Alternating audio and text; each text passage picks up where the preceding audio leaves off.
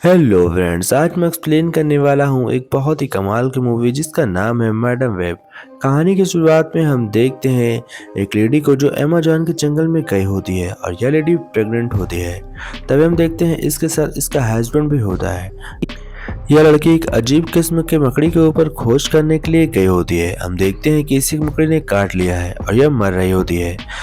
तभी वहाँ पर अमेज़न के आदिवासी आते हैं जो बहुत ज़्यादा पावरफुल होते हैं और वो वहाँ पर उस औरत को मारकर उसके छोटे बच्चे को बचा लेते हैं और उसका नाम कॉसेंड्रा रखते हैं। हमें दिखाया जाता है बहुत साल बाद का सीन जहाँ पर कॉसेंड्रा एक पुलिस ऑफिसर बन चुकी है। उसके कुछ दोस्त भी होते हैं और आपस में ये दोनों बहुत ज़्यादा बातें करते हैं और काफ़ी खुश रहते हैं। तभी हमें पता चलता है कि कॉसेंड्रा बड़ी हो चुकी है और बदली बदली बातें कर रही होती है क्योंकि कॉसेंड्रा के पास काफ़ी ज़्यादा शक्तियाँ होती हैं और कॉसेंड्रा को इस बात का पता नहीं होता है क्योंकि बचपन में जो मकड़ी ने इसे काटा था वह मकड़ी बहुत ज़्यादा पावरफुल थी और उसकी कुछ शक्तियाँ इसके अंदर आ रही हैं। तभी हम देखते हैं बीच पर एक एक्सीडेंट हो गया है जहाँ पर कॉसेंड्रा भी होती है। कॉसेंड्रा अपने दोस्त के साथ होती है और वह पानी में डूब जाती है। उसे कुछ अजीब से दिखता है। दरअसल यह कुछ भविष्य के सीन होते हैं जो उसे पहले ही नजर आ चुके होते हैं, लेकिन उसे लगता है शायद मेरा एक्सीडेंट हुआ है, इस वजह से मेरे दिमाग में कोई केमिकल लोचा हो गया है, लेकिन ऐसा होता नहीं। फिर हम देखते हैं कॉसेंड्रा के डैड को जो एक बहुत ही बड़ा साइंटिस्ट बन चुका है और तभी उसे एक सपना आता है जिसमें उसे कुछ लड़कियां जान से मार रही होती हैं। वह अपनी बीवी से कहता है, तभी उसकी बीवी पूछती है कि ऐसा कुछ भी नहीं होगा, तुम्हें भला कौन मार सकता है।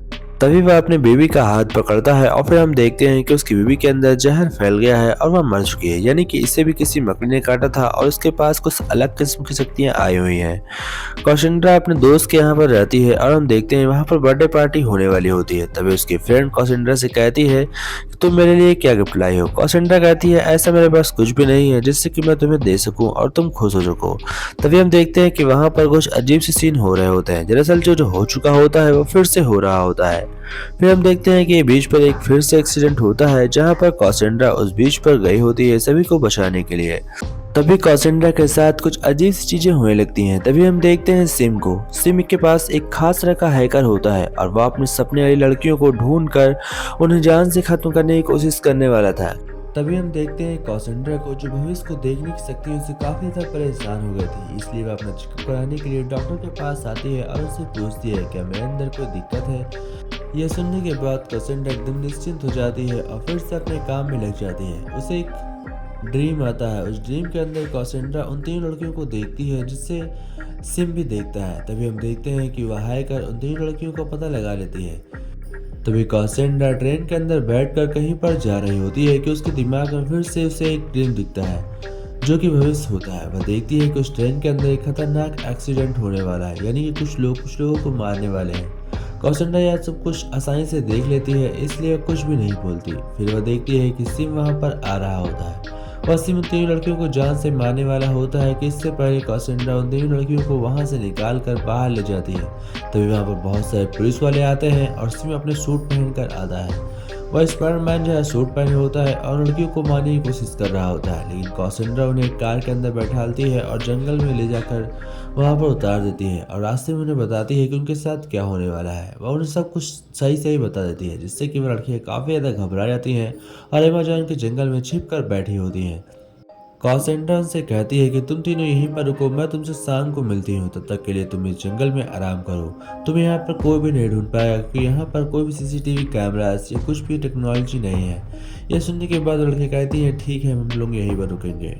उन तीनों लड़कियों का नाम मैटी, अनाया, जूलिया होता है। तभी हम देखते हैं कौशिंड्रा फिर से अपने घर आती है और कुछ बुक्स को लेकर पढ़ रही होती है। यह बुक्स उन्हीं से रिलेटेड होती है। दरअसल यह उसकी मॉम की होती है, इसलिए यह इस बुक को आसानी से पढ़ती है और समझ जाती है कि उसके साथ क्या हुआ।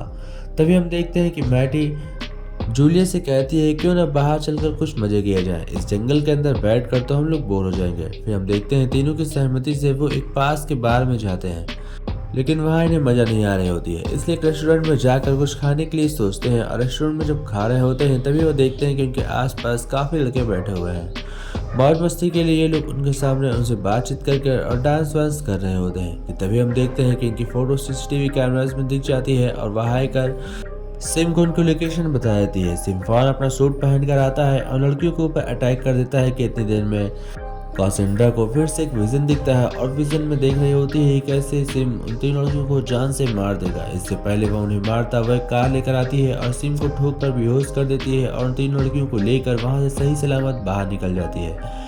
फिर वो लोग छोटे से होटल के अंदर जाते हैं और बस कासेंड्रा उन तीनों से कहती है कि अगर तुमने अभी भी ऐसे मौज मस्ती करना बंद नहीं किया तो तुम्हें कोई भी नहीं बचा पाएगा। वो तीनों घबरा जाती हैं और कासेंड्रा की बात ध्यान से सुनती हैं। फिर कासेंड्रा उन्हें बताती है कि तुम्हें भविष्य में क्या करना है और तुम्हें कितना ज़्यादा पावरफुल बनना है। और फिर यह कहकर वो वहाँ से निकल जाती है क्योंकि वह तीनों बच्चियाँ सो चुकी थी। तभी वह मिलने के लिए सिम से जा रही होती है कि रास्ते में सिम भी अपने दिमाग का यूज़ कर उसे दिमाग में बातें करने के लिए आता है। वह उसे बताता है कि वह उन दोनों लड़कियों को जान से मार देगा और तुम रोक नहीं पाओगे। लेकिन कासेंड्रा कहती है मेरे होते हुए ऐसा कभी भी तुम नहीं कर पाओगे। फिर सुबह हो जाती है। कासेंड्रा उन दोनों बच्चों से बात कर रही होती है और उन्हें फिर एक स्कूल में ले जाकर छोड़ देती है। फिर कासेंड्रा उसी जंगल में उसी खोज के लिए निकल पड़ती है जहाँ पर कभी उसी की जान बचाई गई थी। तभी हम देखते हैं वहाँ पर वो लोग आकर उससे मिलते हैं और उससे बातचीत करते हैं। कासेंड्रा कहती है कि आप लोगों ने मेरी जान क्यों बचाई थी। तब वहाँ पर एक आदमी आता है और कासेंड्रा से कहता है कि तुम भविष्य हो और तुम्हें बचाना ही हमारा कर्तव्य था। कासेंड्रा वहाँ की चीज़ों को जैसे हाथ लगाती है उसे धीमे धीमे सब कुछ याद आने लगता है और उसे सब कुछ सही सही याद आ जाता है। लेकिन यह काफ़ी आश्चर्यचकित बात होती है क्योंकि बचपन में जो भी कुछ हुआ था उसके साथ उसे रियलिटी में अब कैसे याद आ सकता है, क्योंकि तब वह एक बहुत ही छोटी बच्ची थी, यानी कि एक दिन की भी नहीं थी और उसे तब की बातें याद आ रही थी, यानी कि उसकी पावर्स काफ़ी ज़्यादा बढ़ चुकी थी। कासेंड्रा को धीमे धीमे उसके सारे सवालों को जवाब मिल जाते हैं और कासेंड्रा अपने जवाबों के साथ अपने घर वापस लौट आती है। फिर अपने दोस्तों से बातचीत करती है और उसे अब सब कुछ पता था। उसे अब सब कुछ पता चल चुका था कि उसे क्या करना है और उसके साथ आगे क्या होने वाला है और वो उसे ड्रीम्स क्यों दिख रहे हैं और उनका मतलब क्या है। यानी कि उसे अपने पावर्स के बारे में ठीक तरह से अंदाजा हो गया था और उनका कैसे यूज़ करना है इस बात का भी मैडम वेब को समझ में आ चुका था।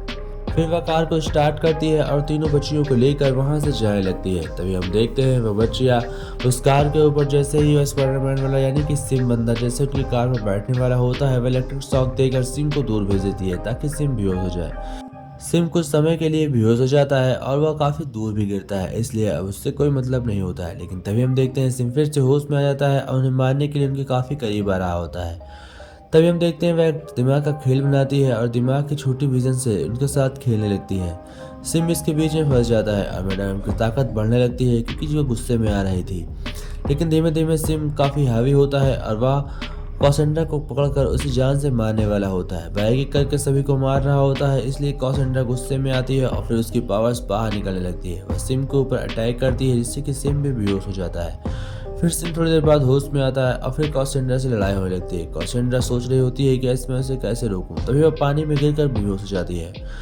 लेकिन कासेंड्रा की पूरी शक्तियां बाहर निकलकर सिम को हमेशा के लिए सुला देती हैं और लेकिन खुद भी वह बेहोश हो जाती है। तभी वह तीन छोटी बच्ची कासेंड्रा को उठाती हैं और जाकर हॉस्पिटल में एडमिट कराती हैं। तब उन्हें वह बताती है कि दरअसल भविष्य में खतरा उसे तुम लोगों से नहीं मुझसे था, लेकिन इस बात का पता उससे नहीं था, इसलिए मैंने उसे हरा दिया। तो दोस्तों यह मूवी यहीं पर समाप्त होती है। आशा करते हैं कि आप लोगों को वीडियो पसंद आई होगी। अगर वीडियो अच्छी लगी हो तो वीडियो को लाइक एंड चैनल को सब्सक्राइब जरूर करिएगा। मैं आपसे मिलता रहूँगा किसी और वीडियो में किसी और टाइम। तक के लिए bye friends, take care friends, Jai Hind friends.